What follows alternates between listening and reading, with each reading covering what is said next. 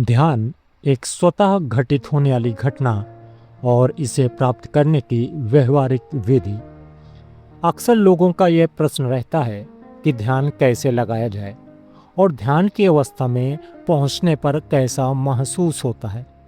इस विषय पर अगर सोशल मीडिया की ओर देखा जाए तो अनेक वीडियो और प्रशिक्षणकर्ता आपको मिल जाएंगे कि ध्यान कैसे लगाया जाता है। लेकिन जो सबसे मुख्य बात है वह यह है कि सब करके भी लोग वहीं के वहीं खड़े नजर आते हैं, या फिर वे ऐसी बातें बताते हैं कि उन्हें अच्छी सुगंध का अनुभव हुआ, या वे कहीं और घूम कर आ गए, यानी एक दिव्य यात्रा की। अब क्या यह सच है? यह कैसे मान लिया जाए जब इतनी क्रियाएं बताई गईं और उसके बाद जब उन्हें वह अनुभव नहीं होते, अर्थात उन्हें सब कुछ ठीक नहीं बताया गया या छुपाया गया है। तो असल सच्चाई क्या है, आज हम इस विषय पर ही बात करते हैं। ध्यान लगाने के लिए किसी मंत्र या कोई अन्य क्रिया है ही नहीं। ध्यान तो स्वतः लग जाएगा। कब लगेगा?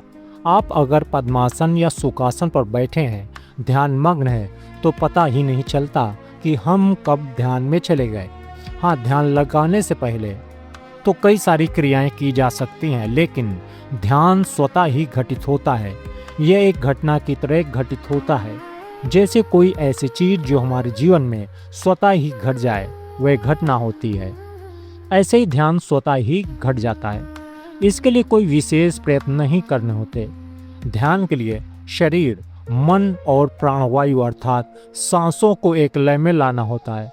यह मुख्य क्रिया है। इसके होने पर क्या होता है यह भी समझ लीजिए। मन को नियंत्रित करें, प्राण और शरीर शांत हो जाते हैं। प्राण को नियंत्रित करें तो मन और शरीर शांत होते हैं, और शरीर को नियंत्रित करेंगे तो मन और प्राण शांत हो जाते हैं। अगर इसका विपरीत होता है तो परिणाम भी इसके विपरीत प्राप्त होते हैं। मन अनियंत्रित हुआ, प्राण और शरीर अशांत होते हैं। प्राण अनियंत्रित हुए तो मन और शरीर अशांत, शरीर अनियंत्रित हुआ, मन और प्राण अशांत। तो यह क्रिया साथ में ही चलती है। इसे ऐसे समझें जैसे एक स्वस्थ शरीर का व्यक्ति है तो वह मन से भी खुश होगा और उसकी सांसें भी समान गति अर्थात स्वस्थ रहेंगी। वहीं एक अस्वस्थ व्यक्ति है तो उसका मन भी विचलित होगा और उसकी वजह से शरीर भी कमजोर होगा। इसलिए इन तीनों मन, प्राण और शरीर को एक लय में लाकर स्वस्थ रखा जा सकता है। ध्यान कैसे लगाएं? अब प्रश्न वहीं आता है कि ध्यान कैसे लगाएं। तो इसका उत्तर है कि ध्यान लगाने के लिए कोई विशेष मंत्र या साधन नहीं है। ध्यान स्वतः ही घटित होने वाली प्रक्रिया है। इसके लिए क्या क्रिया करें यह हमें समझने की आवश्यकता होती है। सबसे पहले प्राणवायु पर कार्य सबसे प्रमुख क्रिया है। पहले अपनी प्राणवायु अर्थात सांसों पर कार्य करना। इसलिए सबसे पहले योग को अपने जीवन में अपनाएं और निरंतर इसका अभ्यास करते रहें। अनुलोम विलोम प्राणायाम, भ्रामरी प्राणायाम आदि का प्रतिदिन 5 से 10 मिनट अभ्यास करें, जब तक आपका शरीर और मन इसके लिए अभ्यस्त न हो जाए। यह इतनी आसान प्रक्रिया नहीं है जितनी आसान अन्य लोग बता देते हैं। इसमें आपको समय और अपना श्रम देना होता है, वह भी बगैर कुछ मिलने की संभावना की चाहत के साथ। अर्थात आपको क्या प्राप्त होगा ये आपको तय नहीं करना है। यह ध्यान होने के बाद लोग खुद आपको बताएंगे कि आप में क्या बदलाव हुए हैं। दूसरा है सांसों का संतुलन महसूस करना। योग से आपकी सांसों में धीरे धीरे संतुलन बनने लगेगा। इसके बाद आंखों को बंद करके अपनी सांसों को महसूस करने का प्रयास करें। आंखें बंद करके धीरे धीरे सांस लेने का प्रयास करें। महसूस करें कि सांस आपके नाभि स्थल से उठती है और हृदय के पास से होती हुई कंठ यानी गले के पास से होती हुई दोनों भवों के बीच से होती हुई आपकी नाक के छिद्रों से निकल रही है। फिर इसी क्रिया को उल्टा महसूस करें। नाक से सांस उसी क्रम में नाभि तक जा रही है। यह प्रक्रिया भी 5 मिनट के आसपास करें। इसके बाद यह महसूस करें कि बाईं नाक से सांस आ रही है और दाहिनी ओर से सांस निकल रही है। यह क्रिया पूरी करते ही आपको कुछ हल्का सा महसूस होगा। यह 1 हफ्ते के निरंतर प्रयास के बाद होगा। पहले दिन कुछ भी मालूम नहीं पड़ेगा। विचारों को शांत करना। यहाँ तक आने के बीच में मस्तिष्क में विचारों की अनगिनत श्रृंखला चलती रहती है। ऑफिस, दुकान, मित्र, परिवार, कानों में पड़ने वाली आवाज़ें भी विचार उत्पन्न करती हैं। इन विचारों को कैसे रोका जाए? जब आप आंखें बंद करके मौन होते हैं तब भी विचार शांत नहीं होने देते। पहले देखें कि विचार कितनी ओर से और कितने प्रकार से आ रहे हैं। देखने वाले विचारों को रोकने के लिए आंखें बंद कर लें। आप किसी मंत्र जैसे ओम नमः शिवाय या गायत्री मंत्र को जपना शुरू करें बगैर किसी माला के।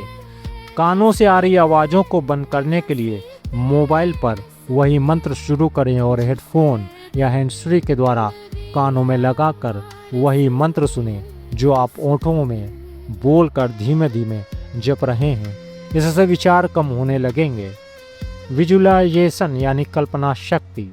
5 मिनट बाद आपको मंत्र बोलना बंद कर देना है। अब आंखें बंद किए हुए अपने सामने एक व्हाइट बोर्ड की कल्पना करनी है और उस पर रेड पेन से वही मंत्र लिखना है जो आप अभी तक बोल और सुन रहे थे। इससे 50% से ज़्यादा विचार शांत हो जाएंगे। अभ्यास का नियम 43 दिन का अनुशासन।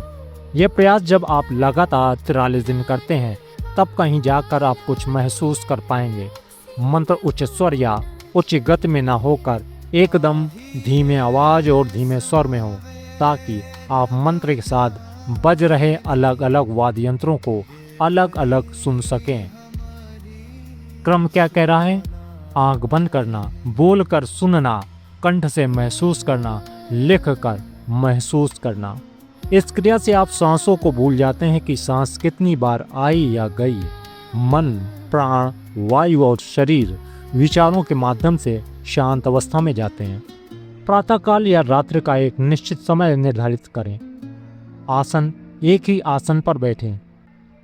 दिशा एक हो और आपके बैठने का, आसन लगाने का स्थान भी एक ही हो। इससे वह जगह भी आपको महसूस करने लगती है और वहाँ की सकारात्मक ऊर्जा आपके अनुसार कार्य करने लगती है। 43 दिन बाद हेडफोन लगाकर मंत्र सुनना बंद करें। योग और प्राणायाम पूर्णतः 5 से 6 बजे के आसपास करते रहें। अगले 11 दिन तक यह क्रम अपनाएं।